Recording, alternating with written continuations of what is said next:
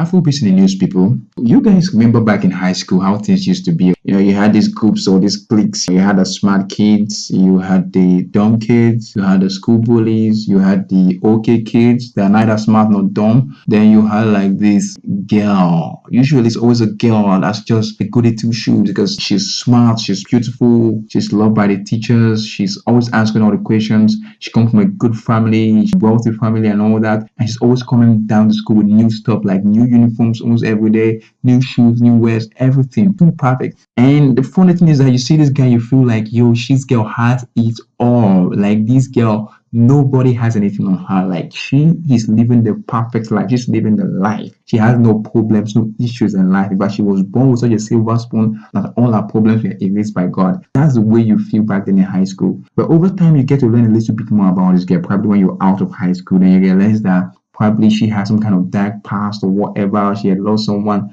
something that's just very, very dreadful that makes you realize that, yo, even this perfect girl, this girl that you felt like had no issues at all, that was always happy, fine, beautiful, and all that stuff, and had it all. She had her own issues and her own problems in life. And I think that is exactly the way like celebrities are seen. Celebrities are seen as just people that literally have no issues in life. Like they have the money, they have the girls, they have the fame, they have it all.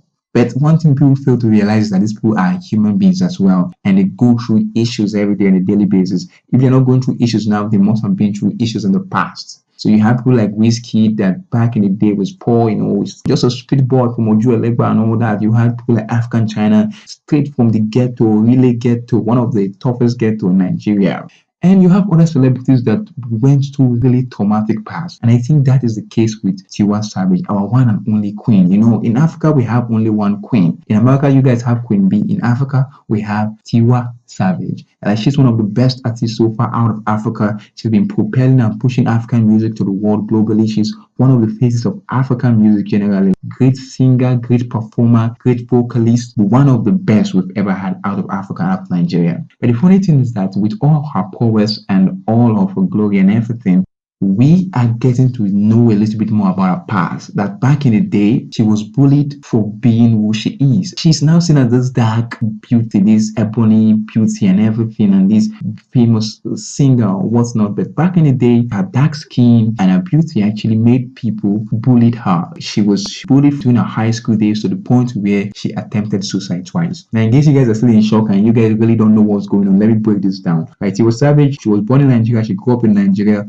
then she moved to the UK to do her secondary school, right? She was 10 years old, then she started her secondary school days. During her first day in school, she had an experience that pretty much affected her whole high school career. And because of that, she ended up being a victim of bullying to a point where she needed police escorts to the school bus. I want you guys to try to imagine this thing. She needed an officer of the law to escort her to the school bus because of these kids. She was bullied to a point where she felt so inferior in her skin and she felt like her skin was not good enough. She wanted to bleach her skin so she could blend with the other kids. And it did not stop there. She was insulted, called a whole lot of stuff. At the end of the day, she wanted to kill herself. Now just think about that. If that had been the case, right? Tiwa Savage had killed herself back in the day.